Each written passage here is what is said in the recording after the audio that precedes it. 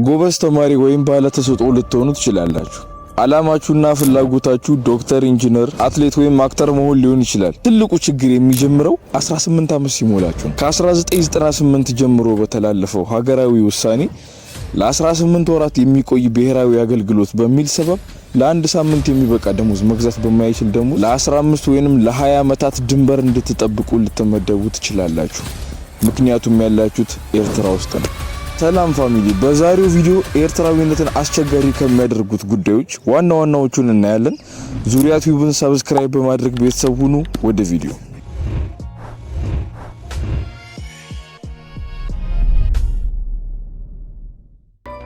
የመጀመሪያው ችግር ቀደም ብዬ እንደነገርኳችሁ 18 ዓመት የሞላው ወይንም እያንዳንዱ የሁለተኛ ደረጃ ትምህርቱን ያጠናቀቀ ተማሪ የመጨረሻውን ዓመት ለብሔራዊ አገልግሎት ሳዋ ወታደራዊ ካምፕ ማለፍ አለበት።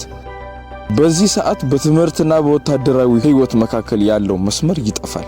ህጉ ለ18 ወራት የአገልግሎት ጊዜ ቢያዝም ዜጎች ለ20 ዓመታት እንደ አስተማሪ፣ ገበሬ ወይንም ወታደሮች ሆነው ያገለገሉ። ስለዚህም 18 ወሬን ጨርሼ እመለሳለሁ ማለት አይታሰብም።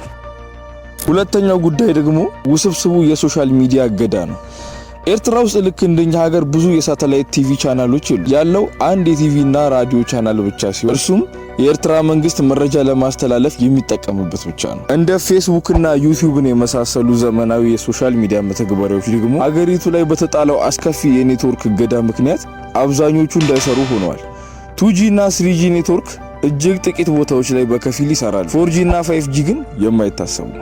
ዜጎች የሞባይል ዳታ የለም ሊባል በሚችል ደረጃ እየኖሩ መረጃን እንዴት ይዘዋወራል ካላችሁ ፍላሽ ወይንም ሃርድ ዲስክን በመጠቀም ከኢንተርኔት ካፌዎች ኦንላይን የዩቲዩብ እና የቲክቶክ ቪዲዮዎችን በመግዛት እና ከጎረቤቶቻቸው ጋር ቡና በሚጠጡበት ሰዓት በሚኖረው የመረጃ ልውውጥ ብቻ ነው።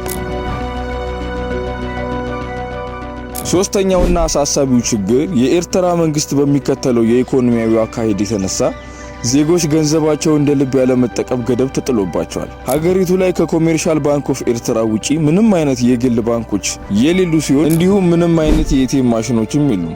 ምክንያቱም የዲጂታሉ አብዮት ሆን ተብሎ እንዲቋረጥ ተደርጓል። በተለይ ደግሞ ሰዎች ገንዘብ እንዳያከማቹ ወይንም ገንዘብ ከሀገር እንዳያስወጡ ለመከላከል መንግስት ዜጎች ከባንክ የሚያገኙት ግልጋሎት ላይ ማዕቀብ ጥሎባቸዋል። አሁን ላይ ባለው መረጃ መሰረት አንድ የኤርትራ ዜጋ በወር ከ5000 ናቅፋ በላይ ከራሱ የባንክ ሂሳብ መውጣት አይችልም።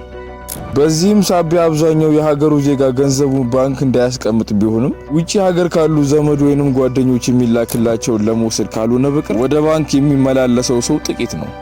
እንዲህም ሆኖ ሀገሪቱ ላይ የጥሬ ገንዘብ እጥረት አለ። የኤርትራ ናቅፋ ኤርትራ ውስጥ እጅግ ብርቅ ነው።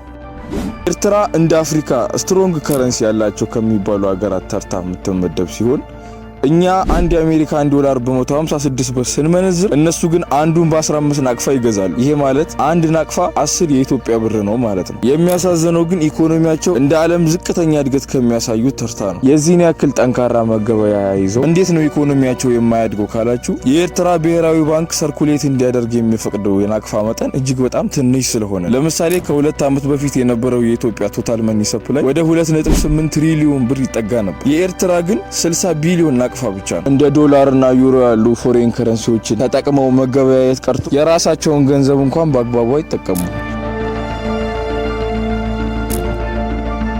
የዛሬው ቪዲዮ ይህን ይመስል ነበር። ቪዲዮን ከወደዳችሁ ላይክ እና ሼር ማድረግ እንዳይረሳ፣ እንዲሁም የደውል ምልክቷን ጠቅ በማድረግ እንደዚህ አይነት ቪዲዮዎች እንዲደርሷችሁ ማድረግ ትችላላችሁ። ባይ